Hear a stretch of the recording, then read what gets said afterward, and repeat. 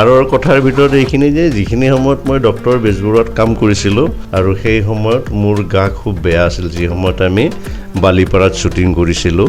মই আচলতে চিনেমাখন এৰি দিব লাগিছিল, মোৰ যিমান অসুখ আছিলে। গানবিলাক যথেষ্ট ৰিলিজ হওঁতে টাইম ল'লে আৰু চিনেমাখন লেট ৰিলিজ হোৱা বুলি ক'ব লগা হ'ল, 2 বছৰ লাগিল।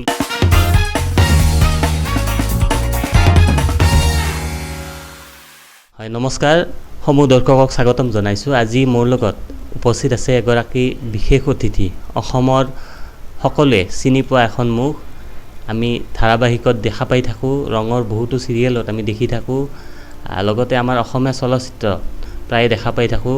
বৰ্তমান চৰ্চিত হৈ আছে ডক্টৰ বেজবৰুৱা 2, আৰু ইয়াত এটা সবল চৰিত্ৰত ভূমিকা আমি লোৱাত দেখা পাইছোঁ প্ৰদীপ নিশিত ডাঙৰীয়া। হাউলিৰে সুসন্তান প্ৰদীপ নিশিতৰ লগত আমি কিছু অন্তৰংগ আলাপ কৰিবলৈ চেষ্টা কৰিছোঁ।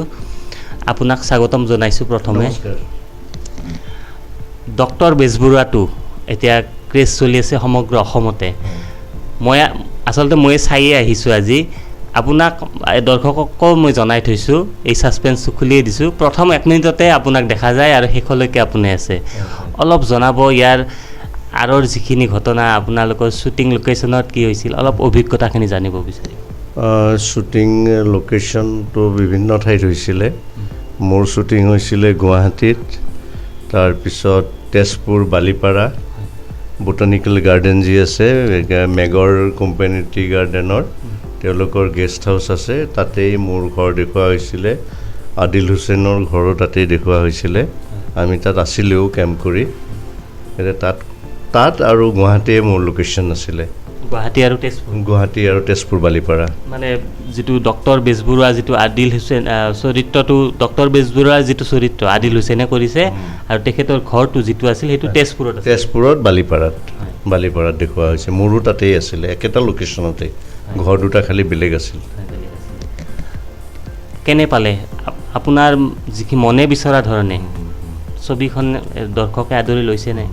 নাই, মনে বিচৰা ধৰণে এতিয়া বিচৰাতকৈ বেছিয়ে লোৱা যেন পাইছোঁ। অসমীয়া চিনেমা আজি ইমান বছৰৰ মূৰত ৰাইজে ইমান আঁকোৱালি লৈছে। অৱশ্যে ইয়াত ছবিখন তেনেকৈ বনোৱা হৈছে ধুনীয়াকৈ, খুব ভালকৈ বনোৱা হৈছে, যথেষ্ট কষ্ট কৰিছে। এতিয়া মানে কি, এইখন ছবিৰ মই এটা চৰিত্ৰত অভিনয় কৰিব পৰাটো মোৰ কাৰণে মই সৌভাগ্য বুলি কওঁ। আৰু এই ক্ষেত্ৰতে মানে প্ৰয়াত নিপন গোস্বামী আমি দাদা বুলি মাতিছিলোঁ। তেখেতে এই চৰিত্ৰটো মোক তেখেতে কাষ্টিং কৰিছিলে। আৰু এই আৰৰ কথাৰ ভিতৰত এইখিনি যে যিখিনি সময়ত মই ডক্টৰ বেজবৰুৱাত কাম কৰিছিলোঁ, তেতিয়া কৰোণা হাইপত আছিল মাজতে, আৰু সেই সময়ত মোৰ গা খুব বেয়া আছিল, যি সময়ত আমি বালিপাৰাত শ্বুটিং কৰিছিলোঁ। মই আচলতে শ্বুটিং কৰিবলৈ যাব পৰা অৱস্থাত নাছিলোঁৱেই।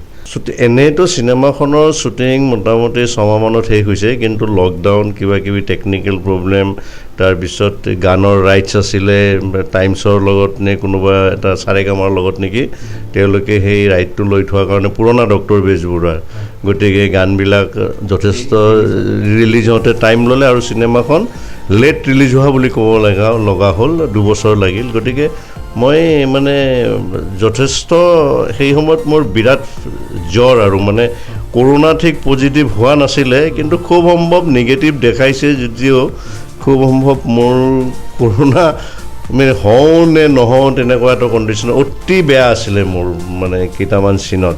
কিন্তু চিনেমাখনৰ লোভ সামৰিব নোৱাৰি। আৰু ডক্টৰ বেজবৰুৱা 1969ৰ ছবি এখন, নিপন গোস্বামী হিৰো আছিলে, গতিকে সেইখন ছবিত আজি ইমান বছৰৰ পিছত মোক বিচাৰিছে এটা চৰিত্ৰৰ কাৰণে, আৰু চৰিত্ৰটো যিহেতু ভাল, গতিকে সেই লোভটো সামৰিব নোৱাৰি। মই আচলতে চিনেমাখন এৰি দিব লাগিছিল, মোৰ যিমান অসুখ আছিলে।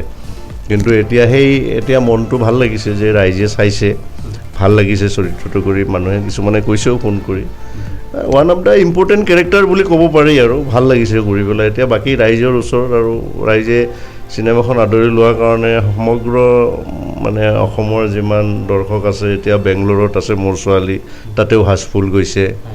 মোৰ ভাইটিও চাইছে, নয়দাত চাইছে, মায়ে চাইছে, সিদিনা হাউচফুল হৈছে। গতিকে এইটো এটা অসমীয়া চিনেমাৰ কাৰণে ভাল খবৰ। এইখিনিয়ে ক'ম, ডক্টৰ বেজবৰুৱা সকলে যিসকলে চোৱা নাই চাওক। এখন অতি উন্নত মানৰ টেকনিকেলি মই কৈছোঁ, বাকী পচন্দ অপচন্দ চবৰে নিজৰ বেলেগ বেলেগ, কিন্তু একে আশাৰে আপুনি এখন ভাল ছবি চাই অহা বুলি হলৰ পৰা ওলাই আপুনি ক'ব পাৰিব, সন্তুষ্টি লাভ কৰিব।